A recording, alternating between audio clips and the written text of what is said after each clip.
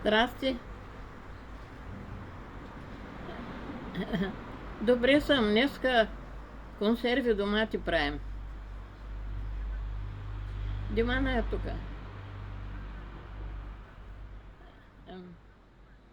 Няма много тук.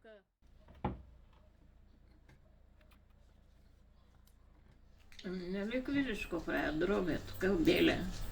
За консерви, за зимата. Как се запознахме? Той имаше един приятел в нашето село. Заедно служили там. Едно до друго им били леглата. Той се казваше Антон. И на Антонов ден дядото му дойде там на гости и ние момичета напоканиха там на именния ден и там се запознахме. После една млада жена там с две дребни деца не можала да се изпреде памука и свикала межие, значи да помагат там да предат. И мене ме повикаха и аз отидах там. Там млади жени, булки, момичета бяхме събрани. Хубаво, другите по едно вретено не можаха да напредат, пък аз напредах две. А пък на тая булка свекара и дядо Яню били първи братовчери. И той на другия ден се качва имаха катър на катъра и отива там у дядовите и рекал на дядо Яню: Яню, ти имаш момче за жените, ама в село едно момиче има, да не го изтървете, да бъдете да го искате. Той таман за вашата къща. Тогава кот се изпреди, кот се изтъче, това носиш. Нямаше купени като сега дрехи да идеш да се купиш и да носиш. Всичкото беше на ръка се работеше. Извикаха, ама нали отидах там, и аз не исках да идам, майка ме накара, вика: не си някакъв дивак, иди там, ако го искаш, кажи, че го искаш, ако не го искаш, кажи, не го искам. Ама аз, понеже много не се познавам, само така се бяхме видяли, и аз му казах, викам, и аз не искам да се женя още, а пък викам, имам по-голям брат, не искам да го преженвам, така че той, ако иска, да се търси друга. Той вика: ама той, брат ти е мъж и може да ходи и до 30 години. Ти не можеш да го чакаш. На тебе ти излял късмета, трябва да се ожениш. Трябва, ама викам, аз не искам. Тогава, като си ида, всяко да му кажа. И аз му викам: нищо няма да му казваш, ние двамата ще се разберем. И той, като си отишъл, казал така на дядо ти. После в нашето село ставаше един събор на Свети Дух.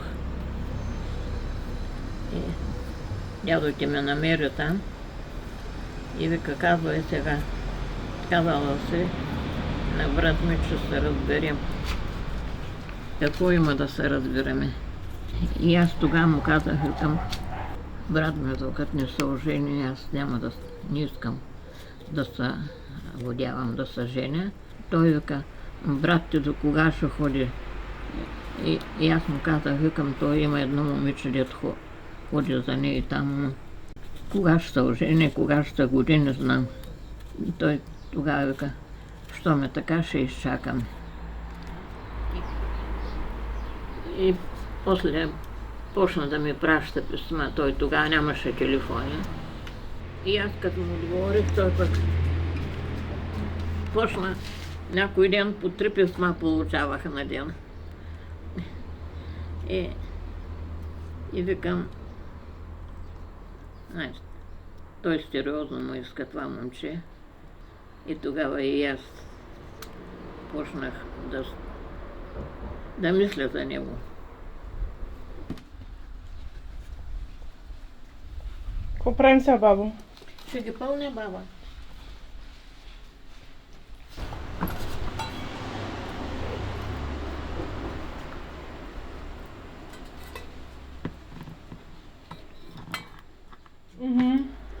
Много, како живеехме.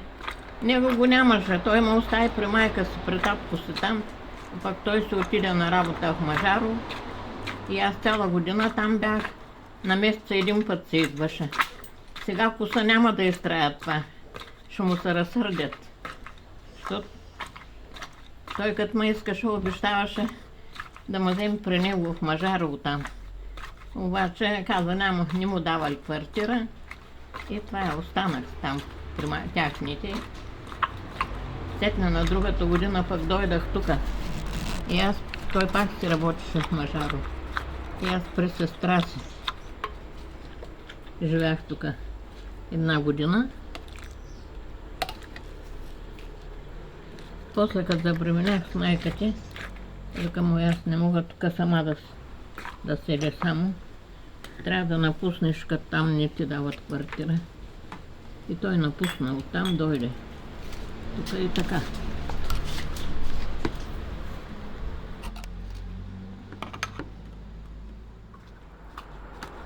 Та пръчка нарочно ми я направи дядо ти да бутам доматите е така в шишетата. И аз си я паза. Тя може да има 20 години тази пръчка. Точно. Ами тяла така направи го, така е.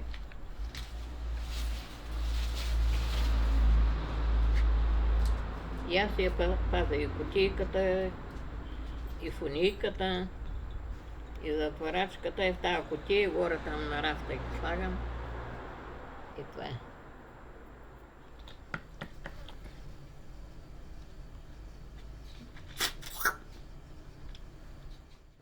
9 години живяхме по чужди къщи.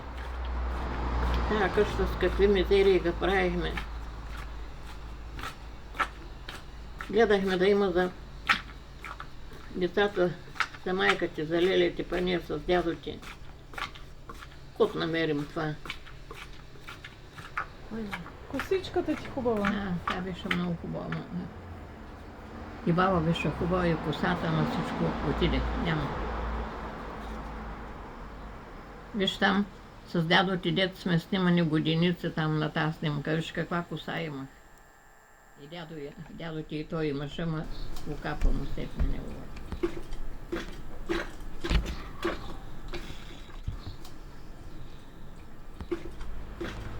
И аз викам на дядо ти, и аз не мога повече да искам от баща ми. Викам, сега пък иди и ти от два ще поискай да помогнат малко и те. И той отиде в Кърджали, като казал на баща си. Тя вика, ние като дадем на тебе, трябва на другите да даме. И не му дали. И той горки от притеснение. Косата му беше черна. Като дойде, побеляла му косата от притеснение. И викам, не дей се притеснява толкова. Ще му намерим колая, бе. Може ли така и работи? И после, след 5 години вече, пак работим. Тук пак си пестиме. Тогава бяхме посадили такова дине бустан. Един камион дине набрахме. Дядо ти хори там ги продава. Не знам къде беше. Трудното беше, като се разболя 19 години, вече не можеше и да ми помага. Аз се примирявах с това, такова ми била съдбата.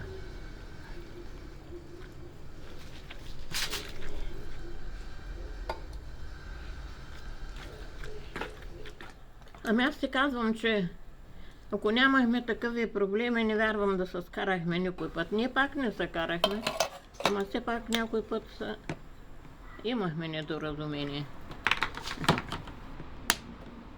Много хубаво се разбирахме иначе.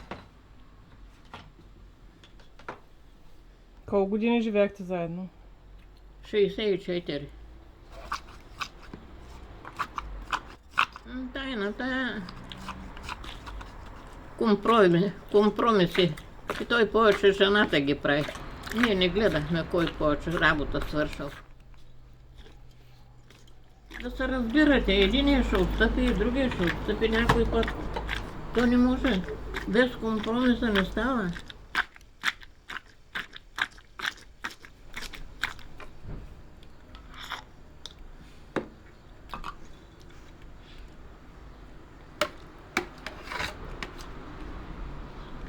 Най-важното е да имате обич и уважение. Другото всичкото върви по мед и масло тогава. И трудностите лесно се преодоляват и всичко.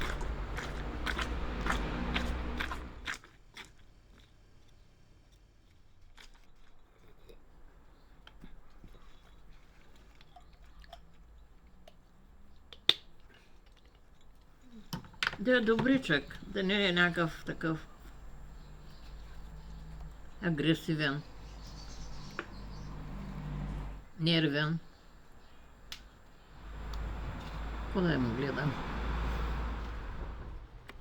Като го няма ли? Ама скучно ми е. Той си ми беше дружинка, тук занимавах с него.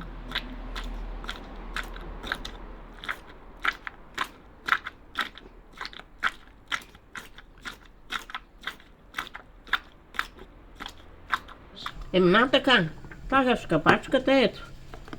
Това е, така натискаш. И това е. Ама и това искаш, ало. Дядо ти не можеш да ги затваря. Сега да ги затваря.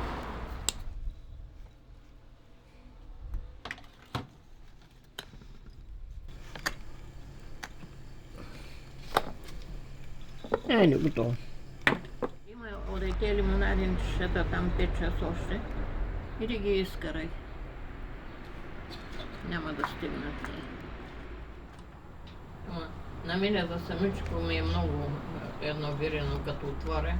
Па за една манджешка, едно лимонадино ми стига. А? Като си самичка готвиш ли си? Та няма гладна да седя. Готвя се, разбира се. Като се сготвя, той малко го сготвя, малко, ама ям го по 3 дена. С всичко в фасула слагам, като се варя. Доматите, те на всяка манчешка варят. Ихнийка да се направиш пак с доматчета. Картофки, суганче и картофки, едно шенце домати, хайде манчета готова.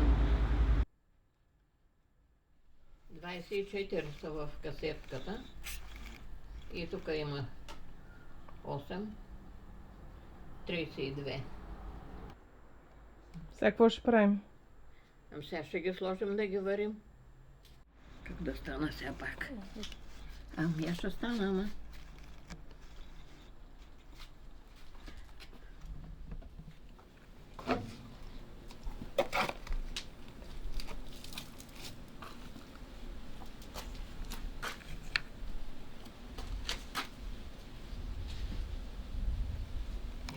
Чак сега вече.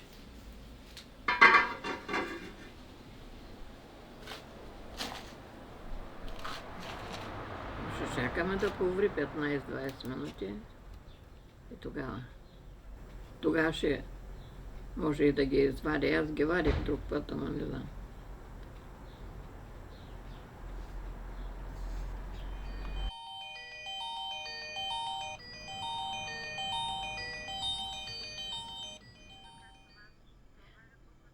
Ами няма, той вече са турени на огъня, чакам ги да заврят. Плана, както го направите, аз съм зависима от всички. Така. Еми хубаво ще е, що ме така. Аз ще говоря с кака ти и вече с тебе няма да се занимавам. С нея ще го правя.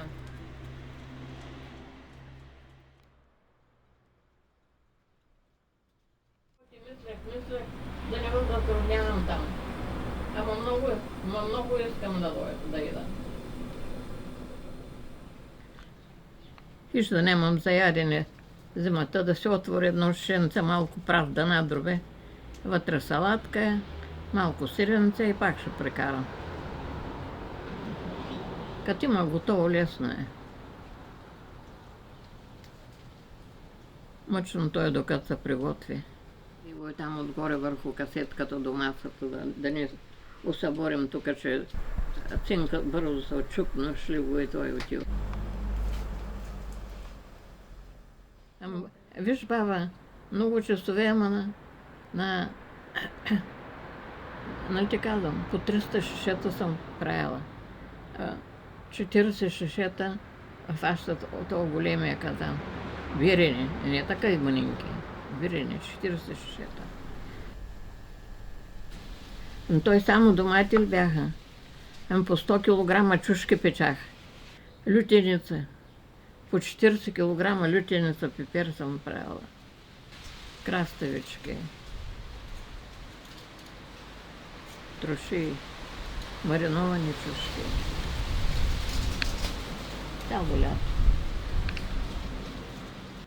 И как съм изтърпяла толкова много работа, не знам. Чудесно. Сега да не мога.